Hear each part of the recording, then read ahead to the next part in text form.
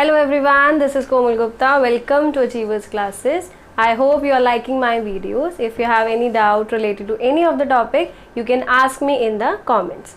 So earlier we have learned about some of the topics of parts in speech like noun, pronoun and adjective, and today we will proceed with the next topic, that is verb, which is very important to write a sentence because verb helps you to tell you about the tenses also. If you are clear with your verbs, then you will be surely clear with your tenses. Okay, so let's start. So first is, what are verbs? A verb is used to say something about a person or a thing. किसी भी person या किसी भी चीज़ के बारे में अगर हम कुछ कहते हैं तो वो verb को describe करता है. नॉर्मल लैंग्वेज में आपने पढ़ा होगा किसी भी एक्शन को हम verb बोलते हैं, यानी कोई भी काम जो किया गया है, a work is done, जो भी काम हम करते हैं, कोई जो एक्शन है वो हमारे verb को describe करता है. और हम क्या कह सकते हैं कि जो verb है यानी it says what a person or thing is, क्या चीज़ है वो पर्सन या थिंग, वो चीज़ क्या है, या फिर what a person thing has, या उनके पास क्या चीज़ है ऐसी, यानी कि वर्ब डिनोट करेगा आपके एक्शन को या आप क्या काम कर रहे हैं, कैसे कर रहे हैं, कब कर रहे हैं. That is denoting with the help of our tenses which will do in our further videos. So today will discuss about only verb part. First you clear out your verb portion, then you will clear out your tenses. So next see, so verb किसे denote करता है? Verb denotes doing, being और possessing. अब इनका क्या मतलब है? Doing means कोई भी काम करना, कोई काम करना, यानी for example birds fly in the sky. Birds जो हैं यानी वो क्या कर रहे हैं? आसमान में उड़ रहे हैं. ठीक है, तो जो फ्लाई करना है वो इनका क्या है? एक्शन. ये इनका काम है कि बर्ड्स क्या कर रहे हैं, what they are doing. So they are flying, they are flying in the sky. So this is called verb, which comes just after our noun, or you can say our subject. Clear? So this is our doing, first thing which denotes the verb. Another example, एक और example देखते हैं इसका. The shopkeeper cheated me. Shopkeeper ने मेरे साथ धोखा किया. तो the shopkeeper what he has done? He cheated. ठीक है, so उसका काम, उसने क्या काम किया, ठीक है, उसका क्या एक्शन था, उसने चीटिंग की. तो चीटिंग क्या है यहाँ पर? वर्ब है जो कि शॉपकीपर ने की है. क्लियर? तो वर्ब जो है वो हमारे एक्शन को डिनोट करती है. तो यहाँ पर ये काम उन्होंने किया है इसीलिए ये डूइंग के अंदर आता है. तो ये भी एक तरह का वर्ब है. दूसरा हमने पढ़ा डूइंग के बाद, अगला आता है बीइंग. बीइंग क्या आप समझते हैं? आप जैसे कि हम बोलते हैं बी जो है वो वर्ब्स की फॉर्म होती हैं अलग अलग फॉर्म, यानी अगर प्रेजेंट है तो प्रेजेंट के लिए बी हम लिखते हैं इज, एम और आर. और अगर हम पास्ट लिख रहे हैं तो वो हो जाएगा वॉज और वर. और अगर फ्यूचर की बात करते हैं तो हम लिखेंगे विल और शेल. तो ये बी की फॉर्म्स होती हैं. तो अगर बी की फॉर्म में हमारे पास सेंटेंसेस गिवन है, for example Monica is a sweet girl. अब यहाँ पर देखिए हमारे पास कोई भी वर्ब शो नहीं हो रहा है. मोनिका क्या है? Noun, proper noun. Girl is also a noun, common noun. Sweet अभी हमने लास्ट वीडियो में पढ़ा है, ये डिनोट करता है एडजेक्टिव को. ओके, अब नाउ यहाँ पर एक्शन कोई नहीं गिवन, काम कोई नहीं हो रहा है. सो यहाँ पर बी की फॉर्म गिवन है, दैट इज इज. तो इज यहाँ पर क्या हो जाएगी? वर्ब जो कि बी की फॉर्म है. क्लियर? ऐसे same father was angry with me. Father जो है वो मुझसे गुस्सा है. ठीक है, गुस्सा थे यानी वॉज आ गया है यहाँ पर. तो यहाँ पर वॉज जो है ये अनदर फॉर्म हो गया पास्ट का, जिसे हम बोल देंगे sorry verb. Okay, next is possessing. Possessing क्या हो जाएगा? A car has 4 wheels. Possess करना कि ये चीजें, मतलब ऑब्वियसली हमें पता है कि गाड़ी में 4 पहिए होते हैं. पोजेस का मतलब यही है कि कोई भी चीज जो एक्चुअल में एग्जिस्ट करती है, यानी कि यहाँ पर आ जाएगा has. Okay, then lord Krishna had a flute. Lord Krishna के पास क्या है? बांसुरी है, फ्लूट है. तो ये दोनों चीजें किसे डिनोट करती हैं? पोजेसिंग को. यानी सिंपल हम ये बोल सकते हैं कि जो वर्ब है वो डिनोट करती है कोई भी काम अगर हम कर रहे हैं, वो इस फॉर्म में भी आ सकती है, या फिर वो वर्ब की फॉर्म में, या फिर पोजेसिंग की फॉर्म में. क्लियर? चलिए तो फिर हम आगे और पढ़ते हैं वर्ब्स के बारे में थोड़ा डिटेल में, ताकि हमें पता चले कि वर्ब्स जो हैं सेंटेंसेस में कैसे कैसे यूज़ की जाती हैं और कैसे हम उसे समझ सकते हैं कि ये वर्ब्स की फॉर्म में गिवन है. क्लियर? सो पहला हमारे पास आता है स्टेट, यानी कि स्टैटिक फॉर्म में. ये डिपेंड करता है सिचुएशन के ऊपर.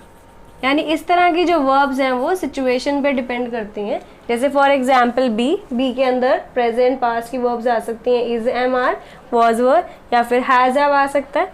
लाइक फॉर एग्जांपल थिंक, और यू कैन से लाइक। मतलब कि हमारे पास, जैसे मैंने आपको पहले बताया कि जो वर्ब है वो एक्शन पे डिनोट करता है, लेकिन हर वर्ब जो है वो एक्शन नहीं होती है। जैसे यहाँ पर एग्जाम्पल गिवन है, शी लाइक्स आइसक्रीम, उसे आइसक्रीम पसंद है। क्लियर? तो यहाँ पे उसने कोई एक्शन नहीं किया, ये सिर्फ क्या है, उसका एक स्टेट है, ये एक सिचुएशन है, जिसे मतलब यहाँ पर हम कह सकते हैं कि उसे ये चीज पसंद है। तो लाइक जो है यहाँ पर ये वर्ब है। क्लियर? अगर हम एक्शन की बात करते हैं, जैसे मैंने पहले बताया कि जो वर्ब है वो एक्शन को डिनोट करता है, तो वो डायनेमिक्स पे डिपेंड करता है, यानी कोई भी फिजिकल एक्टिविटी या कोई फिजिकल वर्क हम शो करते हैं वो हमारे एक्शन को डिनोट करता है, दैट इज कॉल्ड वर्ब। जैसे कि किक हो गया, shout, run, climb, stand and grow. तो ये सभी क्या है, ये एक्शंस को डिनोट कर रहे हैं। For example the boy climbed up the tree, जो लड़का है वो ट्री पर चढ़ गया। तो अब उसने क्या किया, एक्शन किया, कोई काम किया, उसने मूव किया अपनी बॉडी को। तो यहाँ पर जो क्लाइंब है वो एक्शन को डिनोट कर रहा है and that is called verb. तो ये अलग अलग तरह की वर्ब है। क्लियर है यहाँ पे? नेक्स्ट अब हमारे पास आता है कि जैसे हमने पढ़ा अभी कि हेल्पिंग वर्ब्स की फॉर्म में भी यूज होती हैं और मेन वर्ब की फॉर्म में भी यूज होती है। जैसे मैंने अभी आपको बताया is, am, are, was, were, has, have, had, ये भी हमारे verbs हैं। और जैसे हम इनको यूज कर रहे हैं, kick, shout, run, climb, ये भी सभी verbs हैं। क्लियर? अब सेंटेंस में हम यूज कैसे करते हैं इन verbs को? जैसे फॉर एग्जाम्पल यहाँ गिवन है sentence, Lucy is working now. क्या आप इसमें बता सकते हैं वर्ब क्या है? वर्ब देखिए अब इसमें क्या है, काम, यानी वो वर्क कर रहा है। लूसी जो है वो वर्क कर रही है, तो ये वर्किंग जो है यहाँ पर क्या हो जाएगा, मेन वर्ब। लेकिन यहाँ पर इज भी प्रेजेंट है, तो यहाँ पर दो वर्ब्स प्रेजेंट है हमारे पास। जो मेन वर्ब है वो डिनोट करता है वर्किंग, और इज जो है वो डिनोट करता है किसे, हेल्पिंग वर्ब को। क्लियर? सेम वे अगर हम बात करें यहाँ पर, he is a good boy, वह एक अच्छा लड़का है। यहाँ पर देखिए कोई भी आपके पास वर्ब नहीं है, तो जो बी की फॉर्म्स है, यानी इज जो है वो बी की फॉर्म है, यहाँ पर इज ही मेन वर्ब का काम कर रही है। यहाँ पर इज जो है वो हेल्पिंग वर्ब की तरह एक्ट नहीं करेगी। यहाँ पर सपोर्टिंग वर्ब प्रेजेंट है, इसलिए यहाँ पर इज जो है वो हेल्पिंग वर्ब थी और वर्क मेन वर्ब है। लेकिन यहाँ पर सिर्फ और सिर्फ यही वर्ब है, so it will act as the main verb. Clear? ऐसा एक और एग्जाम्पल देखते हैं, I have done my work, मैंने अपना काम खत्म कर लिया है। काम करना मीन्स डन, तो ये हो गया हमारा मेन वर्ब। सो इसको सपोर्ट कर रहा है ये have, so there have is helping verb. Same way अगर हम यहाँ पर देखें sentence, I have a car, मेरे पास एक कार है। यहाँ पे कोई और वर्ब है नहीं, सिर्फ हमारे पास बी की फॉर्म है, यानी कि जो हैव है वो डिनोट कर रहा है मेन वर्ब को। क्लियर? तो अगर ये सेंटेंस में अकेले प्रेजेंट है तो ये मेन वर्ब का काम करते हैं, लेकिन अगर ये सेंटेंस में किसी मेन वर्ब के साथ प्रेजेंट है तब ये हेल्पिंग वर्ब का काम करते हैं। क्लियर? ऐसे ही हमारे पास और अलग तरह की वर्ब्स आती हैं जो कि है transitive verb and intransitive verb. अब ट्रांजिटिव वर्ब्स क्या होती हैं? ट्रांजिटिव वर्ब्स वो हैं जिस वर्ब के साथ हमारे पास सेंटेंस में ऑब्जेक्ट होना बहुत ज़रूरी है। अगर वो सेंटेंस में ऑब्जेक्ट नहीं प्रेजेंट है तो वो सेंटेंस क्या होगा, इनकम्प्लीट, तो वो सेंटेंस नहीं कहलाएगा क्योंकि उसका प्रॉपर मीनिंग नहीं बनेगा। क्लियर? जैसे for example, Ram kicked the ball, Ram ने बॉल को किक किया। तो यहाँ पर अगर हम ये नहीं लिखते हैं द बॉल, सिर्फ लिखेंगे Ram kicked, Ram kicked what, तो कंप्लीट नहीं हुआ सेंटेंस। तो यानी कि इस वर्ब को ये ऑब्जेक्ट चाहिए, यानी इट नीड्स एन ऑब्जेक्ट। इस ऑब्जेक्ट के बिना ये सेंटेंस कंप्लीट नहीं है, ये वर्ब कंप्लीट नहीं है, इसीलिए ये वाली वर्ब को हम क्या बोल देंगे, transitive verb.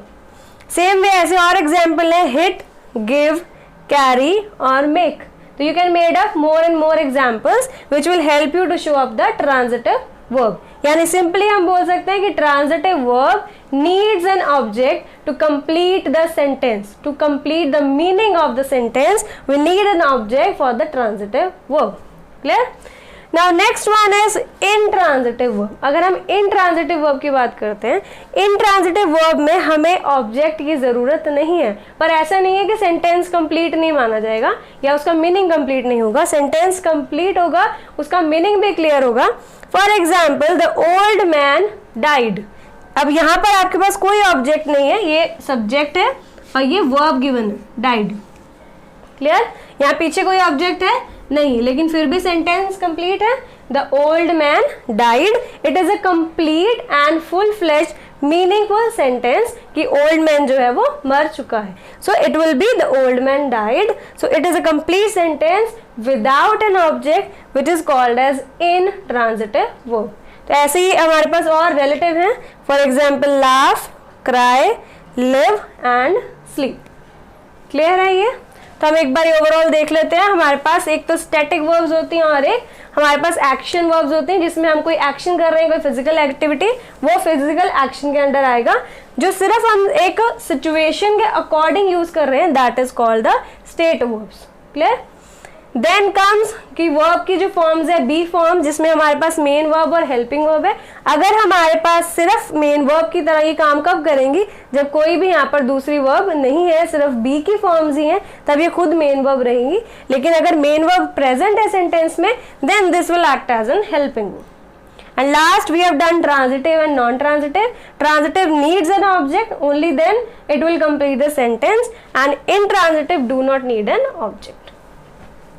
So thank you very much for watching my video. अगर आपको मेरा वीडियो अच्छा लगा तो please like and subscribe my channel, और अगर आपको ऐसी और वीडियोस देखनी है तो please press the bell icon so that you can get the notifications further, and the link are given below. जैसे भी आपने अगर वीडियोस पिछली नहीं देखी हैं तो आप उसमें देख सकते हैं। Thank you so much.